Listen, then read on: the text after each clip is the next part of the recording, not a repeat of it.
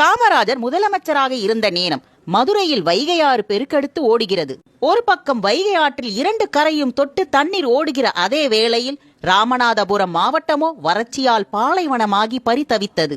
முதுகுளத்தூர் தாலுகாவில் ஒரு சொட்டு தண்ணீர் கூட இல்லை.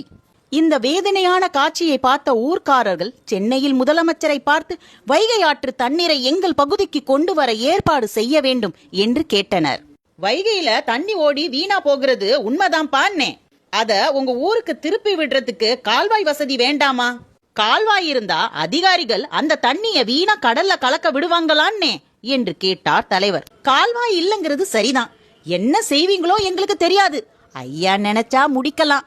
வீணா போற அம்புட்டு தண்ணியும் எங்க தண்ணியில காட்டுக்கு திருப்பி விடணும் என்று ஊர்க்காரர்கள் பிடிவாதமாக வாதாடினர். இப்படி சொன்னா எப்படி பான்னே என்று சொன்னபடியே அவர்கள் கொடுத்த கோரிக்கை மனுவை கையில் வைத்து சுருட்டி சுருட்டி கொண்டே சரி ஆகட்டும் பார்க்கலாம் என்று கும்பிடு போட்டு அவர்களை அனுப்பிவிட்டார். ஊர்க்காரர்களுக்கோ ஏமாற்றமும் எரிச்சலும். இவ்வளவு தூரம் இவரை தேடி வந்தோமே, ஒரு முதலமைச்சர் தண்ணி கொடுக்கிற வழிய பாக்குறத விட்டுப்புட்டு ஆகட்டும் பார்க்கலாம்னு அனுப்பிட்டாரே என்று அங்கலாய்த்தனர்.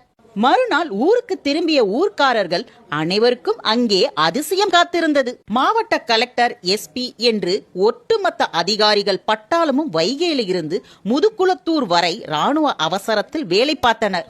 வழி நெடுக இருக்கிற ஒவ்வொரு கண்மாயிலும் முதலில் தண்ணீரை நிரப்பச் சொல்லி அந்த கண்மாயிலிருந்து இன்னொரு கண்மாய்க்கு என்று மாற்றி மாற்றி நீரை ஏற்றி முதுகுளத்தூருக்கு தண்ணீரை கொடுக்க சொல்லி காமராஜர் உத்தரவிட்டிருந்ததால் இந்த நடவடிக்கை எடுக்கப்படுகிறது என்பதை ஊர்க்காரர்கள் அறிந்து ஆச்சரியப்பட்டனர். முதலில் அதிகாரிகள் காமராஜரிடம் ஐயா கால்வாய் இல்லையே என்றார்களாம். கால்வாய் இல்லைன்னா என்ன கண்மாயில் விடு என்று சொன்னதோடு எப்படி செய்வது என்று சென்னையில் இருந்து கொண்டே விளக்கமும் கொடுத்திருக்கிறார்.